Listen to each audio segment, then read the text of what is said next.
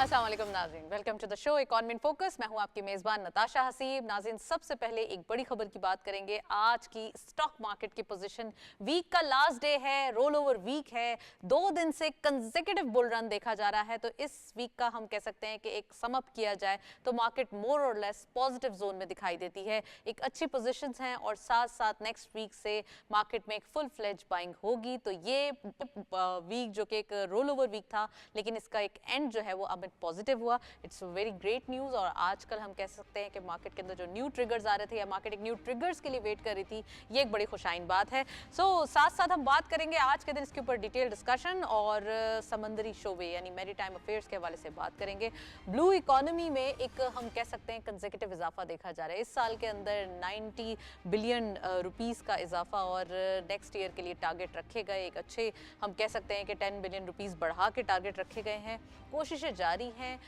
कितना इम्पैक्ट हो सकता है, एक्सपोर्ट सेक्टर से कितना फ़ायदा उठा सकता है, आज इसके बारे में बात करेंगे। साथ साथ प्राइम मिनिस्टर साहब ने भी काफ़ी इनिशिएटिव लिए हैं एक्सपोर्ट सेक्टर के लिए, तो उसको भी डिटेल डिस्कस करेंगे। फाइनेंस मिनिस्टर साहब ने ऑफ कोर्स यहाँ पर ये देखा जा रहा है कि पेंशन के हवाले से कुछ क्लीशे सेट किए हैं और साथ साथ सैलरीज़ के हवाले से जो गवर्नमेंट एम्प्लॉयज़ को जाती है और साथ साथ जो टैक्सेस के हवाले से इशूज़ हैं उनको सॉर्ट आउट करने के लिए कुछ नया निज़ाम यानी कि कुछ न्यू रिफॉर्म्स इंट्रोड्यूस करवाए हैं। तो आज इसके बारे में बात करेंगे, क्या क्या रिफॉर्म्स हो सकते हैं, आने वाले दिनों में क्या न्यूज़ आ सकती है, तो डिटेल डिस्कशन करेंगे। और लास्ट न्यूज़ जो कि है इन्फ्लेशन के हवाले से, हम कह सकते हैं 80 माह के बाद यानी कि आफ्टर 80 मंथ्स एक गुड न्यूज़ देखी गई। सबसे कम तरीन इन्फ्लेशन इस मंथ के अंदर देखी गई और 3.8, फिर कहा यह जा रहा था 2.8% पे। इंटरेस्ट रेट भी ऑल्दो इसी के साथ साथ कम होता हुआ दिखाई दे रहा है।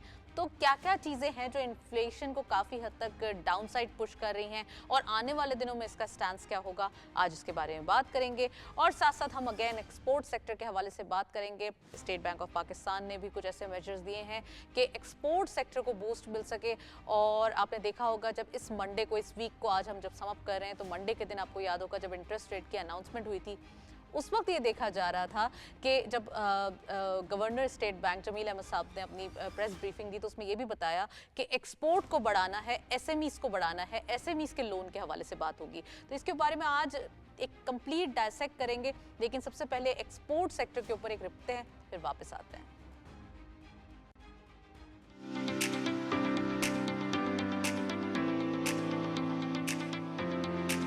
पाकिस्तानी मईशत में बरामदात का किरदार अहम और बुनियादी हैसियत रखता है। मुल्की बरामदात से मुल्की ज़र मुबादला के ज़खायर में इजाफा, तजारती खसारे में कमी और माशी इस्तेहकाम की राहें हमवार होती हैं। पाकिस्तान दुनिया के लगभग 150 ममालिक को अपनी मुख्तलिफ मसनूआत बरामद करता है। रवा माली साल के आदाद शुमार के मुताबिक पाकिस्तान के लिए अमरीका सबसे बड़ा बरामदी और चीन सबसे बड़ा दरामदी मुल्क बन गया है। पाकिस्तान बुनियादी तौर पर टेक्सटाइल, ज़राई अजनास, चमड़े की मसनूआत, सर्जिकल आलात, खेलों का सामान और IT सर्विसेज बरामद करता है और अहम तजारती शराकतदारों में अमरीका, चीन, यूरोपीय यूनियन, मशरक़ वस्ती और वस्ती एशियाई रियासतें शामिल हैं। अमेरिका के लिए पाकिस्तान की बरामदात ज़्यादा और दरामदात कम रहीं, जबकि इसी मुद्दत में चीन के लिए पाकिस्तानी बरामदात कम और दरामदात कहीं ज़्यादा रहीं। रवा माली साल की पहली छमाही के दौरान पाकिस्तान की बरामदात में नुमाया इजाफा देखने में आया। इस मुद्दत में बरामदात 7.2% इजाफे से 16.22 अरब डॉलर तक पहुँच गईं। टेक्सटाइल और मलबूसात के शोबे में 9.67% इजाफा रिकॉर्ड किया गया, जिसमें रेडीमेड गारमेंट्स, नेटवेयर और बेडवेयर की बरामदात में नुमाया इजाफा शामिल है। इसी तरह जराही के सामान और तिब्बी आलात की बरामदात 6.8% इजाफे से 39.3 मिलियन डॉलर, सीमेंट की बरामदात 45.5% इजाफे से 31.9 मिलियन डॉलर तक पहुँच गयी। केमिकल और दवासाजी की बरामदात 31.2% बढ़कर 152.8 मिलियन डॉलर हो गयी। हुकूमत बरामदात के फरोग के लिए नई मंडियों की तलाश और मसनूआत के मयार को बेहतर बनाने पर काम कर रही है, ताकि आलमी मईशत में पाकिस्तान का हिस्सा मजीद बढ़ाया जा सके। एग्जैक्टली इंटरनेशनल एक्सपोर्ट हमारे मुल्क से होगी तो ऑफ कोर्स हमारे मुल्क में ज़र मुबादला बढ़ेगा। इन तमाम चीज़ों पर बात करने के लिए हमारे साथ एक गेस्ट मौजूद हैं इन दिस स्टूडियो, उनको खुशामदीद कहते हैं। डॉक्टर शुजात फारूक साहब ने हमें ज्वाइन किया है। आप डायरेक्टर रिसर्च हैं Pakistan institute of development economics, उनको वेलकम करते हैं। अस्सलाम वालेकुम। बहुत शुक्रिया, very warm welcome in the show. क्या कहेंगे सर, सबसे पहले एक्सपोर्ट सेक्टर के हवाले से आपने रिपोर्ट देखी और एक ब्रीफ इसमें एक डिटेल बताई गई है कि यहाँ पे क्या क्या चीज़ें हैं जो पाकिस्तान कर सकता है, कौन कौन से सेक्टर्स हैं जिसमें चीज़ों की गुंजाइश है और एक्सपोर्ट्स के खासकर हम वैल्यू एडिशन कर सकते हैं। क्या लगता है आपको, कितना ज़्यादा मजीद गुंजाइश हमारे पास मौजूद है? बहुत शुक्रिया मैडम। देखिए जी, हमारे पास एक्सपोर्ट में बहुत गुंजाइश है। हम शायद पिछले 20 साल से जहाँ पे हमारी एक्सपोर्ट होनी चाहिए थी वहाँ पे हम नहीं पहुँचे। आज अगर हम देखें तो हमारी तकरीबन 35 अरब डॉलर एक्सपोर्ट है और पाकिस्तान जैसे मुल्क को शायद 100 अरब डॉलर भी बहुत कम हैं कि हमें एक्सपोर्ट चाहिए। तो एक अच्छी चीज़ है कि अब हमने वो मुआशी इमरजेंसी लगा दी है कि हमें अपनी एक्सपोर्ट को बढ़ाना है। अगर आप अभी प्लानिंग कमीशन का डॉक्यूमेंट देखें जिसमें उन्होंने एक उड़ान डॉक्यूमेंट बनाया है, उड़ान कि जी कि हमने सर्टन एरियाज़ में जिसमें एग्रीकल्चर है, माइनिंग है, मैन्युफैक्चरिंग है, स्पेशली आईटी है, क्योंकि आईटी में हम बहुत पीछे हैं। ये सारे एरियाज़ हैं कि जिनके अंदर हमें अगले 5 साल के अंदर अपनी एक्सपोर्ट को डबल से भी ऊपर लेके जाना है। और उसमें देखें, हमें एक तो एक्सपोर्ट को डाइवर्सिफाई करना है। अभी भी हम बहुत ज़्यादा एक्सपोर्ट शायद रिलाय कर रहे हैं टेक्सटाइल के ऊपर या चंद चीज़ों के ऊपर, एग्रीकल्चर बेस के ऊपर, जो आप कह रही हैं कि वैल्यू चेन की तरफ जाएँ, कि सोफिस्टिकेटेड आइटम की तरफ जाएं। और दूसरा, हमें शायद और मुल्कों को भी एक्सपोर्ट करनी है, जिसमें आप देखें ईस्ट एशिया है, अफ्रीका है, ये वो मुल्क हैं कि जहाँ पे अभी तक शायद हमारी एक्सपोर्ट नहीं गई। तो गवर्नमेंट एक समत अब की तरफ जा रही है कि जहाँ पे हम रिलाइज़ कर रहे हैं कि हमें अपना करंट अकाउंट डेफिसिट उसको कम करना है। और करंट अकाउंट डेफिसिट अगर आप पिछले 2 साल में देखें तो हमारा जहाँ पे बहुत ह्यूज डेफिसिट हो रहा था कि हमारी दरामदात से बहुत कम थी, उसको हम काफ़ी हद तक compete करने में, उस गैप को कम करने में कामयाब हुए हैं। और उससे देखें हमारे पास ये कुशन भी पैदा हो रहा है कि हम पैसा कमाएं और अपनी इकोनॉमी के ऊपर खर्च करें। अच्छा, इंपोर्ट को हम कम कर रहे हैं, एक्सपोर्ट को बढ़ाने के लिए हम मेहनत कर रहे हैं, रेमिटेंसेस भी हमारे पास बड़े अच्छे एक तादाद में बढ़ते हुए दिखाई दे रहे हैं। तो डॉक्टर साहब, आप क्या समझते हैं, वैल्यू एडिशन की आपने बात की और हम एक्सपोर्ट के अंदर वैल्यू एडिशन की बात कर रहे हैं, रॉ की एक्सपोर्ट की बात नहीं कर रहे। हमारे पास कहाँ पोटेंशियल जो है वो लैक करता है जिसकी वजह से अभी तक हम इंपोर्ट से एक कहते हैं ना क्रॉस नहीं कर पाए उसको, अभी तक हम उसके नीचे ही हैं, अभी तक उससे मुकाबला नहीं कर पाए? देखिए, पहली चीज़ तो आप देखें कि हर मुल्क कुछ ना कुछ चीज़ें बना रहा होता है। कोई भी मुल्क दुनिया में उठा लें, उसने कुछ ना कुछ चीज़ें प्रोड्यूस करनी है। अगली चीज़ है कि क्या वो अपने लिए बना रहा है या वो दुनिया के लिए बना रहा है। अगर आप चाइना को देखेंगे तो वो पूरी दुनिया को एक्सपोर्ट कर रहे हैं। इसका मतलब है कि वो चीज़ें बना रहे हैं कि जो सरप्लस भी हैं और कंपेटिटिव है। कंपेटिटिव मीन कि उनकी कास्ट कम है दुनिया से। जब आपकी कास्ट कम होती है तो ज़ाहिर है आप दुनिया को चीज़ बेचते हैं। अब हमारा अभी तक जो थोड़ा सा चैलेंज रहा है वो ये है कि हम शायद जो चीज़ पैदा कर रहे हैं उसका 90% हम अपने मुल्क के अंदर कंज्यूम कर रहे हैं। तो हमारे पास बहुत थोड़ी चीज़ें हैं कि जो हम दुनिया को बेच सकें। अब आपके सवाल की तरफ आता हूँ कि देखें, हमारे पास इकानमी के अंदर बड़ी वास्ट चीज़ है। आईटी को देख लें, आईटी को इस वक्त हम तकरीबन $3 बिलियन जिसको कहते हैं वो एक्सपोर्ट कर रहे हैं। लेकिन आईटी ऐसा सेक्टर है कि जिसमें हमारा हमसाया मुल्क तकरीबन $200 अरब को टच कर रहा है एक्सपोर्ट को। तो ये आईटी एक दुनिया आइडियाज़ पे इस वक्त चल रही है। तो आईटी एक बहुत बड़ा एरिया है। फिर आप एग्रीकल्चर के अंदर आ जाए। एग्रीकल्चर में हमारे पास चॉइस है कि टेक्सटाइल को देखें। टेक्सटाइल में बड़ी ह्यूज वैल्यू एडिशन होती है क्योंकि हमारे पास बड़ी अच्छी एग्रीकल्चर भी है। फिर हमारे पास टेक्सटाइल का एक बड़ी पुरानी इंडस्ट्री एग्जिस्ट कर रही है। तो हमारी अब चॉइस है कि हमने सिंपल धागा दुनिया को बेचना है या हमने सोफिस्टिकेटेड आइटम, वो $1 की भी कॉटन हो सकती है और वो $1000 का भी उसकी वैल्यू चेन हो सकती है। हमारे पास लेदर गुड्स भी एक्सपोर्ट होते थे, हमेशा से होते थे, अब थोड़ी कमी देखी जा रही है। फिर लेदर है। फिर आप देखें बहुत से हमारे इंडस्ट्रीज़ हैं। एक और चीज़ हमारे मुल्क में जिसको शायद हमें बड़ा फोकस करने की ज़रूरत है, वो हमारे पास मिनरल्स हैं। कि आप देखें जिस तरह रिकोडिक आपके पास है जिसके अंदर कॉपर है, अब अगले अगर आप देखें तो 37 साल में अगर आपका रिकोडिक प्रोजेक्ट चल पड़ता है तो ये आपको अगले 37 साल तक गोल्ड तांबा की शक्ल में बहुत सी एक्सपोर्ट दे सकता है। तो असल चीज़ ये है कि हमने इन एरियाज़ के अंदर अपनी मैन पावर इक्विप करनी है, टेक्नोलॉजी को बेहतर करना है, अपनी प्रोडक्टिविटी को बढ़ाना है और अपनी कॉस्ट को भी कम करना है। क्योंकि एनर्जी की आप देखें पाकिस्तान में इस वक्त प्राइसेस हाई हुई हैं, इसको भी गवर्नमेंट कर भी रही है। अगर आप देखें तो अब आईपीपीज़ के साथ हम एग्रीमेंट को रिवाइज कर रहे हैं कि जिससे ये प्राइसेस कम हों। और ये भी इस गवर्नमेंट को तमाम जी कहते हैं ना कि वो अप्रिसिएशन जाती है कि जी उन्होंने बहुत सारी जी मेहनत करके जी आईपीपीस के हवाले से ये जो एक इशू है उसको तो एटलीस्ट टैकल किया, और ये बहुत बड़ा इशू था। इससे पहले आज तक कभी इसके ऊपर बात नहीं हुई थी। मैं डॉक्टर साहब से मजीद बात करूंगी, मैरीटाइम अफेयर्स के हवाले से बात करते हैं। कुछ हम कह सकते हैं पॉजिटिविटी देखी जा रही है, और अगेन एक्सपोर्ट सेक्टर इससे फ़ायदा उठा सकता है, क्योंकि हमारे पास समुद्री हुदूद में जब हम बात करते हैं या एक कहते हैं ना कि आप थ्रू सी पोर्ट्स आपकी जो एक फ्रेट के हवाले से चार्जेस कम हो जाते हैं ऑलरेडी, और बहुत सारी कंटेनर्स की कंपनीज हैं, मर्स्क कह लें आप, या फिर और भी डिफरेंट कंपनीज हैं, वो भी कांटेक्ट कर रही हैं। पाकिस्तान के साथ जेवीज भी साइन हो रहे हैं, डिफरेंट हमने एमओयूज भी देखे। तो कैसा लगता है यहाँ पर भी एक डिटेल्ड जो है वो विजिट्स हो रहे हैं? नताशा, ये जो मैरीटाइम है या ब्लू इकानमी है, इसकी अब दुनिया में शेप ही चेंज हो गई है। शायद आज से 20-25 साल हम पहले देखते थे कि जी कार्गो के थ्रू हम ट्रेड करते हैं। सबसे पहले तो ये नोट करें कि दुनिया में जो तकरीबन 90% से ज़्यादा ट्रेड है वो समंदर के ज़रिए होती है। तो कार्गोज़ हैं, आयल की एक्सपोर्ट इंपोर्ट है। अब देखें, अब सिर्फ ये कार्गोज़ की एक्सपोर्ट ही नहीं है, अब आप देखें मैरीटाइम के अंदर आपकी टूरिज़्म आती है। हमारे पास 990 किलोमीटर कोस्टल बेल्ट है, आपके पास टूरिज़्म है, आपके पास मैंग्रोव्स हैं, आपके पास बहुत सी मेडिसिनल प्लांट्स हैं।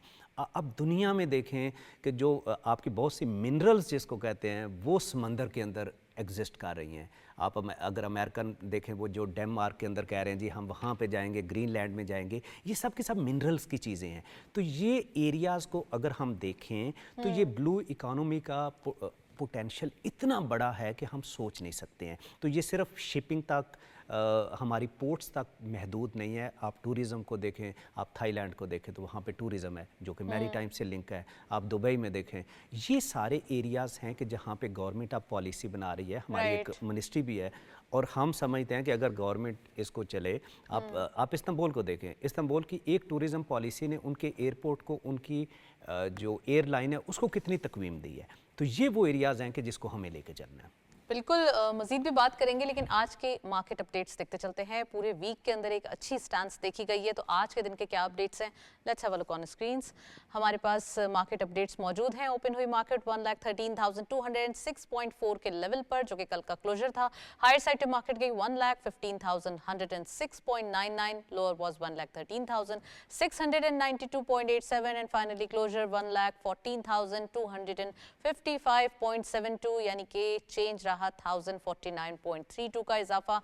ये वीक हम कह सकते हैं मार्केट के लिए एक पॉजिटिव स्टैंस लेकर आया, और साथ साथ जो चीजें हैं यानी कि जो न्यू ट्रिगर्स हैं वो भी अब लाइमलाइट में आएंगे। मंडे के दिन से एक फ्रेश बाइंग भी देखी जा सकती है। सो वो इन्वेस्टर्स जो अब तक बैठे हैं और बाय ऑन डिप्स के ऑप्शन पे थे, अब देख सकते हैं कि मार्केट के नंबर्स आहिस्ता आहिस्ता दोबारा स्विंग की तरफ जा रहे हैं। सो डॉक्टर शुजा साहब हमारे साथ मौजूद हैं, उनसे मजीद बात करेंगे।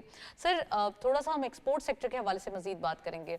एक्सपोर्ट के अंदर वैल्यू एडिशन होना, स्टेट बैंक ऑफ पाकिस्तान भी देख रहा है कि एसएमईज को लोन्स कैसे प्रोवाइड करने हैं, कॉटेज इंडस्ट्रीज कैसे लगनी है, छोटे कारोबार कैसे होने हैं, और ख़ासकर जब आपकी कॉटेज इंडस्ट्रीज चलती है ना तो ऑटोमेटिकली आपके मुल्क की तरक्की होती है। हम तमाम सक्सेसफुल स्टोरीज देख सकते हैं, जापान की, चाइना की, हमारे पास यही एक एग्जाम्पल्स मौजूद हैं। देखिए जी, जो हमारी एसएमईज़ है पाकिस्तान में, अगर इस वक्त आप देखें तो वो 40% हमारी इनकम के अंदर कंट्रीब्यूट कर रही हैं। और कुछ मुल्कों में आप चले जाएं, जिस तरह चाइना को देखें तो चाइना में एसएमईज़ का इतना बड़ा वॉल्यूम है कि वो उनके अंदर 50% टैक्स भी कंट्रीब्यूट कर रही हैं। तो पाकिस्तान की इकानमी की आज भी जो बैकबोन है वो एसएमईज़ है, कि जिसमें आपकी छोटी सनतें हैं और मीडियम साइज़ की सनतें हैं। और ये सनतें इस वक्त पाकिस्तान में जो आपके नॉन एग्रीकल्चर सेक्टर है उसमें तकरीबन 60% एम्प्लॉयमेंट को कंट्रीब्यूट कर रही हैं।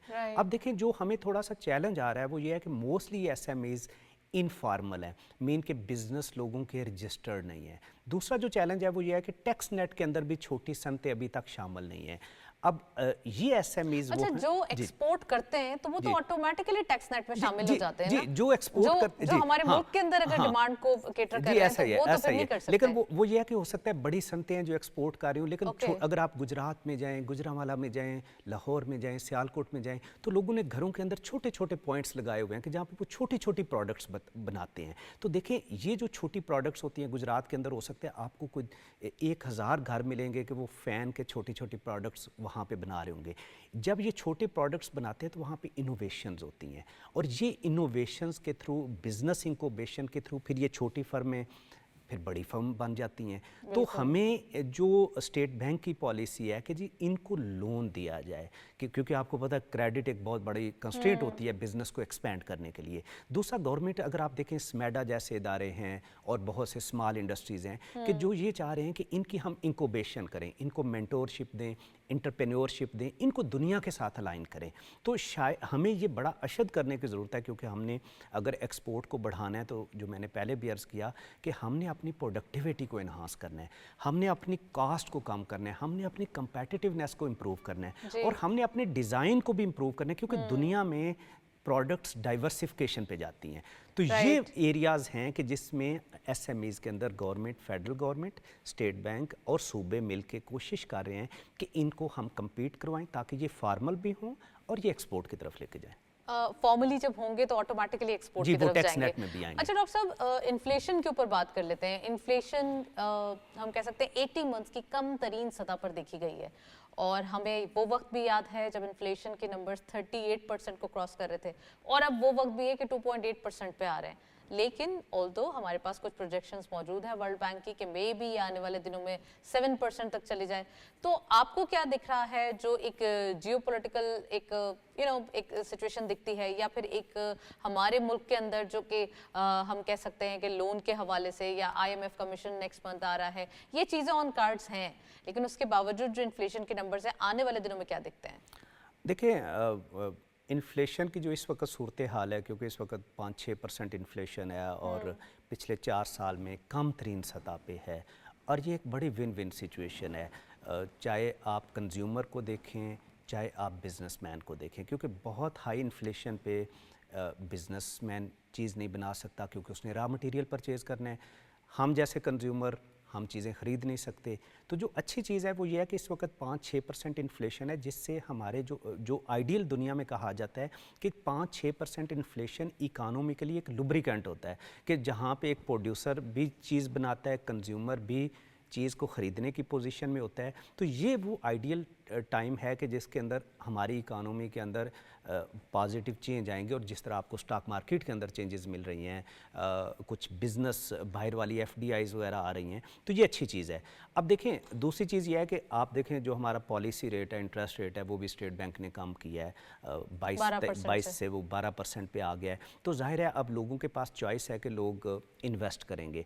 तो जो आप चीज़ कह रही हैं कि इन्फ्लेशन फ्यूचर में बढ़ सकती है, देखें इन्फ्लेशन बढ़ेगी तो उसकी कुछ शॉक हो सकते हैं, कुछ आपके हाथ में होते हैं और कुछ कंट्रोल होते हैं। फ़र्ज़ करें आज गल्फ़ के अंदर अगर ऑयल प्राइसेस बढ़ जाती हैं तो वो शायद हमारे कंट्रोल में नहीं है। इसी को मद्देनजर रखते हुए इसी तरीके से अगर फ़र्ज़ करें कि लोग बहुत ज़्यादा पैसा इन्वेस्ट करते हैं तो उससे भी एक डिमांड क्रिएट होती है। लेकिन मेरे ख्याल से कि गवर्नमेंट की इस वक्त प्रोजेक्शन ये है कि हमने इसको सिंगल डिजिट के अंदर रखना है 2028-29 तक जो गवर्नमेंट की प्रोजेक्शन है, और सिंगल डिजिट इन्फ्लेशन एक फेवरेबल है इकानमी के लिए, कंज्यूमर है या प्रोड्यूसर है ना, ज़ीरो का भी फेवरेबल। रियर भी तो बढ़ता हुआ दिखाई दे रहा है, रियर के बढ़ने के बाद क्या इम्पैक्ट होगा ये भी मैं बात करूंगी। और साथ साथ आपने स्टॉक मार्केट का जिक्र किया, तो 85% इजाफा स्टॉक मार्केट में कंपैरेटिवली लास्ट ईयर देखा गया है। इट मींस कि कहाँ हम 38,000 42,000 पे थे और आज हम 1,14,000 पे मार्केट के अंदर ट्रेड कर रहे हैं। इट मींस कि आज की तारीख को अगर हम देखें तो मार्केट के अंदर बेहतरीन इजाफा देखा गया, और सेविंग प्लेटफॉर्म अगर देखा जाए तो stock market is the best platform. मैं डॉक्टर शुजात से पूछना चाहूंगी कि सेविंग के हवाले से भी लोगों को बताइए कि अगर उन्हें कहीं सेविंग के पॉइंट ऑफ व्यू को देखना है, रियल एस्टेट सेक्टर या स्टॉक मार्केट या फिर gold, what ever the points, आपको क्या लगता है कि सबसे बेहतरीन इस साल की जो पोजीशंस होंगी वो सेविंग के प्लेटफॉर्म से कहाँ ले सकते हैं? नताशा, सबसे पहले स्टॉक मार्केट को देखें। स्टॉक मार्केट में गवर्नमेंट इन्वेस्ट नहीं करती, स्टॉक मार्केट में इन्वेस्ट करता है आपका प्राइवेट सेक्टर, चाहे वो आपके मुल्क के लोग हैं या बाहर के लोग हैं वो शेयर ख़रीदते हैं। तो स्टॉक मार्केट आपके बिज़नेस को रिफ्लेक्ट कर रही है। अब सेविंग है, लोग पैसा बचाते हैं, सेव करते हैं, उनके पास चॉइस होती है कि जी बैंक के अंदर रखें, वो रियल स्टेट के अंदर इन्वेस्ट करें, वो स्टॉक मार्केट के अंदर इन्वेस्ट करें, बिजनेस के अंदर इन्वेस्ट करें, ये लोग के पास चॉइस है। अच्छा। अब देखें, जब हमारा 22% इंटरेस्ट रेट था तो बहुत से लोगों ने पैसे बैंकों के अंदर रखने शुरू कर दिए क्योंकि एक बड़ी हैंडसम आपको इंटरेस्ट मिल रहा था। अब ये पॉलिसी रेट जूं कम हुआ है, 22 से 13% पे आया, 12% पे आया है, तो आप देखें ये जो स्टॉक मार्केट अभी बढ़ रही है, ये दो एंगल से इसको देखें। एक तो जो हुकूमत की पॉलिसीज़ हैं उसकी वजह से लोगों को ट्रस्ट बिल्ड होता है और वो ट्रस्ट से अपना पैसा इन्वेस्ट करते हैं, चाहे मुल्क के लोग हैं या बाहर के लोग हैं। दूसरा, पब्लिक भी आप देख रही है कि जो बैंकों में हम पैसा रखते थे वो शायद हमारे लिए फेवरेबल नहीं है और वो पैसा बैंकों से निकल के स्टॉक मार्केट की तरफ और इकोनॉमी के अंदर आएगा। इंटरेस्ट रेट कम हो चुका है। तो ये देखिए एक अच्छी खुशाइन चीज़ है क्योंकि जो स्टॉक मार्केट के अंदर पैसा आ रहा है ये बेसिकली आपके बिजनेस को एक्सपेंड कर रहा है, क्योंकि मुझे अगर पैसा चाहिए तो मैं अपने शेयर बेचूंगा और अपने शेयर बेच के मैं लोगों से पैसा लूँगा। तो दुनिया में यही होता है, बहुत से मुल्कों में चले जाएं तो स्टॉक मार्केट उनकी इकोनॉमी से भी बड़ी होती है क्योंकि लोग पैसा इन्वेस्ट करते हैं। तो दुनिया में मेरे ख्याल से स्टॉक मार्केट से बेहतर इन्वेस्टमेंट कोई भी नहीं है कि जो इकोनॉमी को वैल्यू चेन में, प्रोडक्टिविटी में, एक्सपोर्ट के अंदर मुआवन देती है। अच्छा डॉक्टर साहब, आपने कहा कि तमाम ये पैसा निकल कर बैंक्स के अंदर जो लेंड हुआ था और काफ़ी अरसे से था, तो अब स्टॉक मार्केट के अंदर और इकोनॉमी के अंदर आ रहा है। तो इकोनॉमी के अंदर से क्या मुराद है आपकी, रियल एस्टेट के अंदर या बिजनेसेस के अंदर? देखिए वो तो आप देखिए लोगों की चॉइस होती है कि लोग पैसा कहाँ पे लगाते हैं।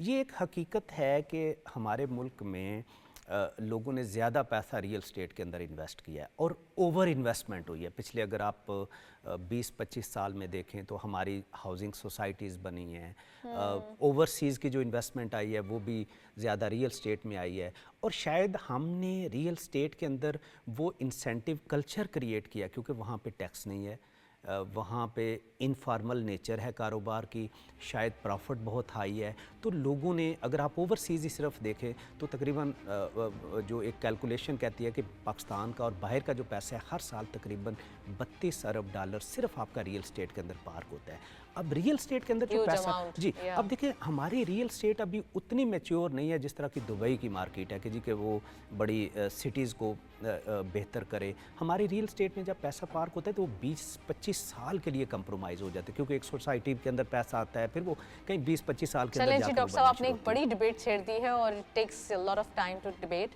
Well, thank you so much, आप मौजूद रहे और आपने प्रोग्राम में ज्वाइन किया। आज के दिन हमने डिटेल डिस्कशन किए अबाउट हम कह सकते हैं कि इकोनॉमी की, खासकर एक्सपोर्ट सेक्टर के हवाले से। एक ब्रेक की जानिब चलते हैं सेकंड सेगमेंट में, फिर खुशामदीद कहते हैं आपको।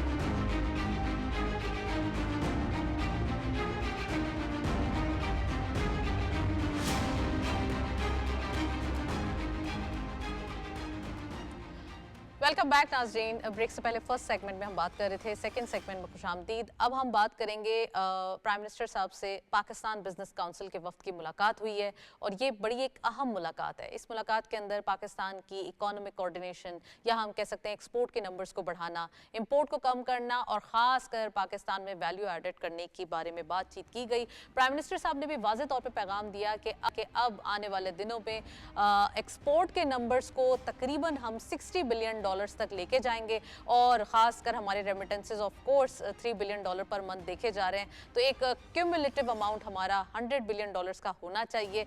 यही एक इरादा है और यही एक हम कह सकते हैं टारगेट्स हैं जो हम सेट करने जा रहे हैं। तो ये तमाम चीज़ों पे आज हम बात करेंगे, साथ साथ सऊदी इन्वेस्टमेंट के हवाले से बात करेंगे। ऑफ कोर्स रेकोडिक के अंदर भी है, ऑफ कोर्स हमारे डिफरेंट सेक्टर्स में भी है, रिफाइनरी में भी है, लेकिन हम बात कर रहे हैं एग्रीकल्चर पर्सपेक्टिव के हवाले से जो कि education, food minister Rana Tanveer Hussain साहब ने जो है वो ये बताया कि ज़रूरी पैदावार में इजाफा हुआ है और ख़ासकर फूड सिक्योरिटी के हवाले से हम बात कर रहे हैं तो यहाँ पर स्टेट बैंक ऑफ पाकिस्तान ने भी एक लोन की बात की है। फर्स्ट हाफ फिस्कल ईयर हम कह सकते हैं 2025 के अंदर ये एक चीज़ें जो है वो देखी जा रही हैं कि किसी ना किसी तरीके से फूड के हवाले से, फूड सिक्योरिटी के हवाले से काम किया जाएगा।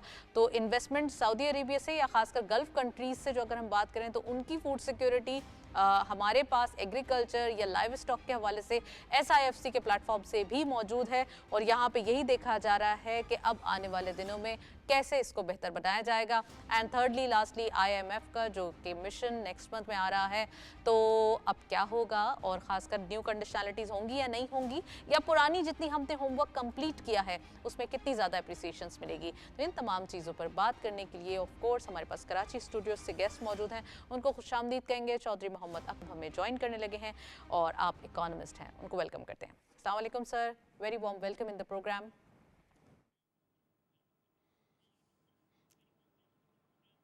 Welcome or thank you very much Natasha for having me on the show and you are having a very good show. Thank you. Akmal साहब क्या कहेंगे? सबसे पहले मैं बात करूंगी प्राइम मिनिस्टर साहब की जो मीटिंग हुई है पाकिस्तान बिजनेस काउंसिल के वक्त से, कितना ज़्यादा एक हम कह सकते हैं एक्टिव हुई हुई है बिजनेस कम्युनिटी के, चाहती है कि किसी ना किसी तरीके से पाकिस्तान के बिजनेसेस या जो डिफरेंट सेक्टर्स के अंदर बिजनेसेस हैं वो स्ट्रांग हों और साथ साथ हमारी जो वैल्यू एडिशन एक सनत है उसके बारे में बात हो।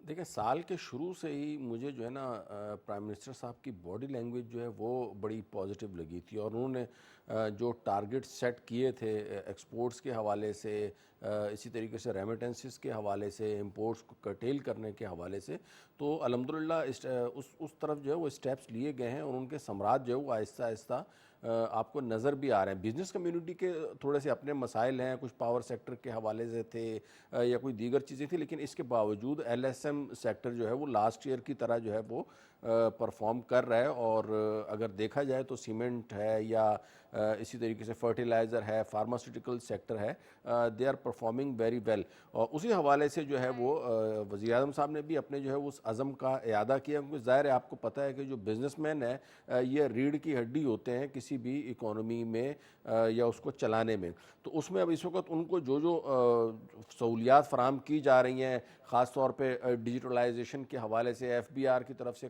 कम जो है वो ह्यूमन इंटरेक्शन की जो बात चल रही है उसके ऊपर वर्किंग जारी है। इसी तरीके से जो एनर्जी सेक्टर में जो है वो थोड़ी सी उनको मज़ीद दी जा रही है कि आप जो है वो चीज़ों को परफॉर्म करने की कोशिश करें, तो they are doing extraordinary well. तो मेरे ख्याल में ये एक बहुत अच्छी मुलाकात थी और इसके मज़ीद जो है वो बिज़नेस कम्युनिटी के ऊपर बड़े अच्छे नताइज नज़र आएंगे। और अब तक भी आप देखें तो पिछले 6 महीने के दौरान तकरीबन 16,7 बिलियन की जो है वो हमारी एक्सपोर्ट्स जो है वो हो चुकी हैं और मुझे लग रहा है कि हम जो है इस मरतबा 35 बिलियन पर एनम जो है वो हम एक्सपोर्ट्स का जो लैंडमार्क है उसको क्रॉस कर जाएंगे और इंशाल्लाह इस मरतबा हिस्टोरिकल जो है वो सही फरमाया आपने अकमल साहब। अगर इस क्वांटम पे हम चले जाते हैं तो क्या हमारे पास सेक्टर्स भी थोड़े से एग्जैजरेट होंगे या फिर हम वही अपने कन्वेंशनल सेक्टर्स के ऊपर रहेंगे, टेक्सटाइल, लेदर, एक्सपोर्ट्स?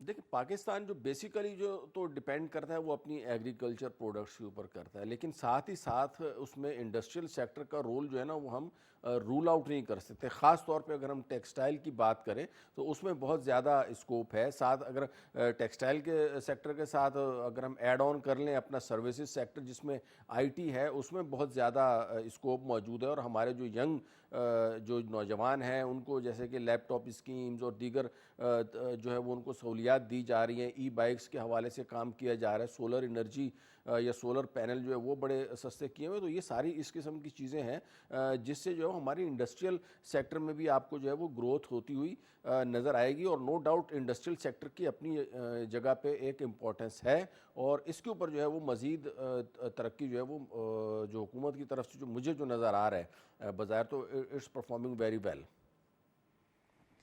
अच्छा, सऊदी अरब के हवाले से बात करना चाहूँगी। अगर थोड़ा सा हम इन्वेस्टमेंट के हवाले से बात करें तो सऊदी अरब में जो कि एक ऑलरेडी हम कह सकते हैं कि पाकिस्तान के अंदर इन्वेस्टमेंट की जा रही है SIFC के थ्रू, काफ़ी जो है वो प्लेटफॉर्म के ऊपर जो है वो SIFC के थ्रू चीज़ें जो है वो मैनेज की जा रही हैं। तो क्या लगता है अकमल साहब कि अब जो कि एक एग्रीकल्चर सेक्टर की बात हो रही है और एग्रीकल्चर सेक्टर के अंदर जब इन्वेस्टमेंट आएगी और फूड सिक्योरिटी के हवाले से बात होगी तो कितना इंपॉर्टेंट एस्पेक्ट होगा, और खासकर स्टेट बैंक ऑफ पाकिस्तान भी SMEs को भी लोन के लिए बूस्ट कर रहा है और डिफरेंट कोशिशें की जा रही हैं कि एग्रीकल्चर सेक्टर को थोड़ा सा बढ़ाना है।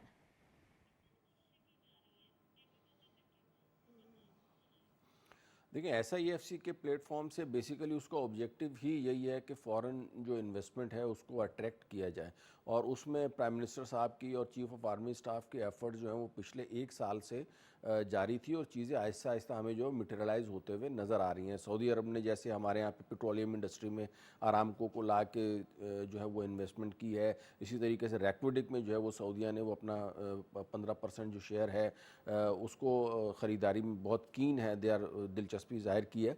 तो कॉर्पोरेट फार्मिंग में जो है ना वो सऊदी अरब से जो है वो हमें बहुत अच्छा फीडबैक आ रहा था, और आप देखेंगे पंजाब में काफ़ी हद तक जो लैंड है वो उसको यूटिलाइज़ किया गया है for the purpose of corporate farming, जिसके नतीजे में हमारी जो एग्रीकल्चर प्रोडक्ट्स हैं स्पेशली 1.26 ट्रिलियन का लोन जो है वो फार्मर्स के लिए रखा गया है। एक ह्यूज अमाउंट जो है वो अब तक एग्रीकल्चर के हवाले से थोड़ी मख्तस की गई है। वो डिफरेंट लोन्स हैं, डिफरेंट उनमें ट्रैक्टर के हवाले से या और चीज़ों के हवाले से दी जा रहे हैं। तो ऑफ कोर्स पंजाब प्रोविंस में तो हो रहा है, तो और प्रोविंसेस का क्या हाल है, और साथ साथ अगर हम बात करें हैं कि एग्रीकल्चर के अंदर तो कौन कौन सी प्रोडक्ट इसमें वैल्यू एडिड की जाएंगी, सिर्फ वीट कॉटन इसी पे रहेंगे अब रबी और खरीफ क्रॉप पे, या और भी क्रॉप्स जो है वो थोड़ी लाइमलाइट में रहेंगी?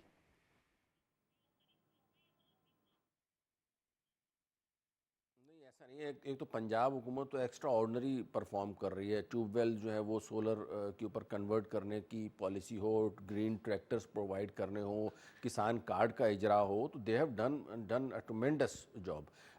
इसी तरीके से सिंध गवर्नमेंट जो है वो एज़ यूजुअल जो है वो, मतलब हम उसको ये नहीं कह सकते कि ये बहुत बुरा सी है, अप टू द मार्क काम कर रही है। और इसी वजह से आप देखें लास्ट टाइम हमारी जो वीट की क्रॉप थी वो बम्पर क्रॉप हुई थी, और जो है वो आटा और गंदम आप देखेंगे पहली मरतबा जो है उसकी कीमतें मार्केट में कम हुई थी। और इसका सारा का सारा जो क्रेडिट है वो CM पंजाब को मैं देता हूँ, और साथ ही PM साहब का जो विज़न है उसको जिस तरीके से वो आगे बढ़ा रही हैं, तो माशाल्लाह दैट्स वेरी ग्रेट। अच्छा, दूसरा जो आपने फर्दर बात की है कि एग्रीकल्चर सेक्टर में मज़ीद कौन कौन सी प्रोडक्ट्स हैं, तो देखें एग्रीकल्चर सेक्टर में जो इस वक्त जो हम एक्सपोर्ट के हवाले से देख रहे हैं तो उसमें हमारे चावल जो है वो बहुत ज़्यादा एक्सपोर्ट हो रहे हैं, मैंगोज़ एक्सपोर्ट हो रहे हैं, आम एक्सपोर्ट हो रहे हैं, जो फ्रूट्स वगैरह हैं, जो अभी चीनी भी हाल ही में जो है ना वो हमने एक्सपोर्ट की थी। अनफॉर्चुनेटली थोड़ा सा अभी यहाँ पे वो अगेन जो ज़ख़ीरा अंदोज़ माफिया है वो सरगर्म हुई है, चीनी की कीमतों को ऊपर ले जाने की कोशिश की जा रही है, बट आई एम होपफुल के CM साहब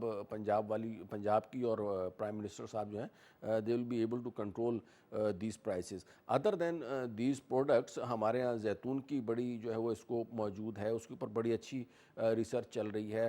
अच्छा, लाइव स्टॉक की अगर मैं बात करूँ, लाइव स्टॉक जिसमें डेयरी प्रोडक्ट्स हैं और मीट जो है ये हमारा अच्छा खासा यहाँ से एक्सपोर्ट हो रहा है, और इसमें जो है वो बड़े पैमाने के ऊपर भी जो इन्वेस्टर्स हैं वो भी इन्वेस्ट कर रहे हैं। मतलब आप ये समझें कि 5-5 हज़ार 10-10 हज़ार गायों के बड़े बड़े फार्म और एरियाज़ जो है ना उन्होंने इसके लिए किए हुए हैं, और फिर वहाँ से वो दूध को प्रोसेस करके बाकायदा उसको एक्सपोर्ट कर रहे हैं। तो जहाँ तक बात हम कर रहे थे स्टार्ट में, आपने ही बताया कि वैल्यू एडिशन की जब हम बात करते हैं तो वैल्यू एडिशन यही होता है कि आप जो है वो डायरेक्ट दूध बेचने के बजाय उसमें फर्दर दूध से बनी हुई चीज़ें जो है वो उनको करें, और दूध को ज़ाहिर है सब पेरिशेबल आइटम है, उसको महफूज रखना भी बहरहाल जो है वो एक प्रॉब्लम है जो पेरिश, तो उसके हवाले से जो कंपनीज़ यहाँ पे हमारे यहाँ पे काम कर रही हैं कि उनको बाकायदा प्रोसेस करके और जो कागज़ के जो होते हैं डब्बे उनमें पैक करके उनको जिस तरीके से हम कर रहे हैं, तो दैट इज़ माशाल्लाह वेरी गुड। और हमें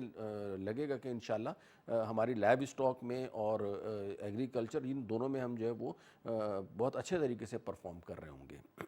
अच्छा अकमल साहब, अब आपकी मौजूदगी से फायदा उठाते हुए मैं IMF के हवाले से पूछना चाहती हूँ, क्या कंडीशनैलिटीज कोई हो सकती है या हमने एक अच्छा होमवर्क किया है, क्या लगता है? क्योंकि थोड़ा सा हम देखें तो हमारे रियल एस्टेट सेक्टर के अंदर अब कुछ कह रहे हैं कि तेजी की इम्कानात हो सकते हैं। तो आपका क्या जो है वो फोरकास्ट है, और आपको क्या लगता है कि आने वाले दिनों में रियल एस्टेट सेक्टर जो है वो बूस्टअप होगा, या आईएमएफ का मिशन जब आएगा तो हमारे लिए कोई और नए टैक्सेस के हवाले से होगी, या कुछ बजट में चेंजेस आ सकते हैं, क्या हो सकता है?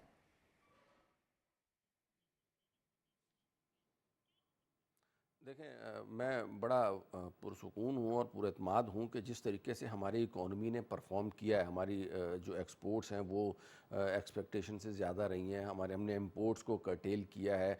टैक्सेशन में बहुत मिनिमम 200-300 अरब रुपए का शॉर्टफॉल आ रहा है, जो कि मेरे ख्याल में सीजनल एडजस्टमेंट है, वो आने वाले उसमें बग़ैर मज़ीद कोई टैक्स लगाए हुए जो है वो हुकूमत कवर कर लेगी मेरे ख्याल में।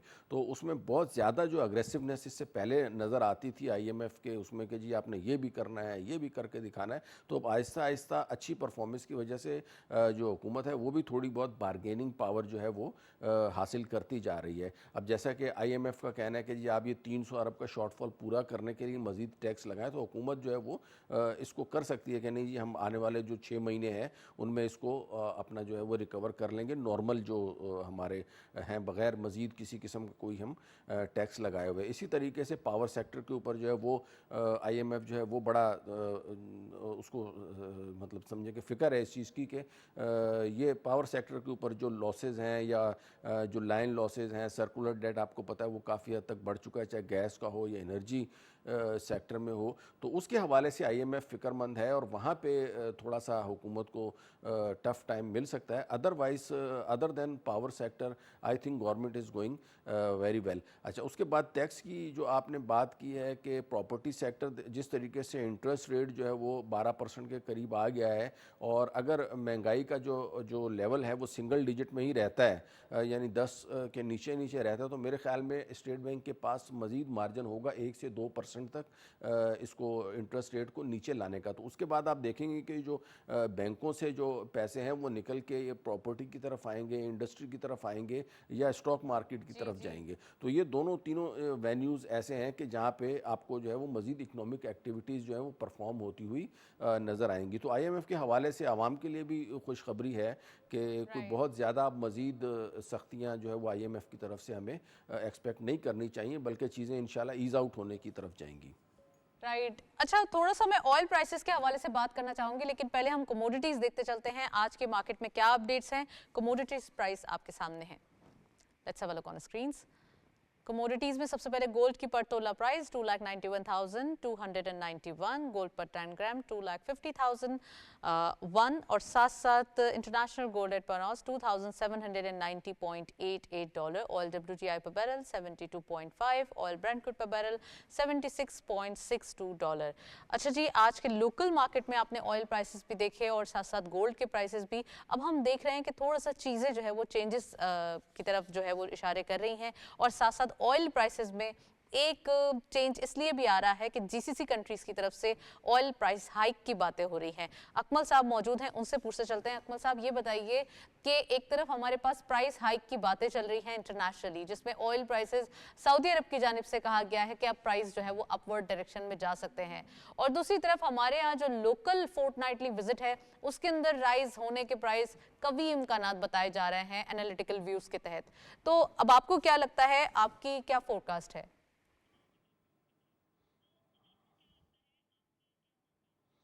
देखें, पिछले दिनों जो है वो एक हफ़्ता पहले तो मैं थोड़ा परेशान हो गया था जब जो ऑयल की इंटरनेशनल मार्केट में प्राइसेस हैं वो $80 पर बैरल तक चली गई थी।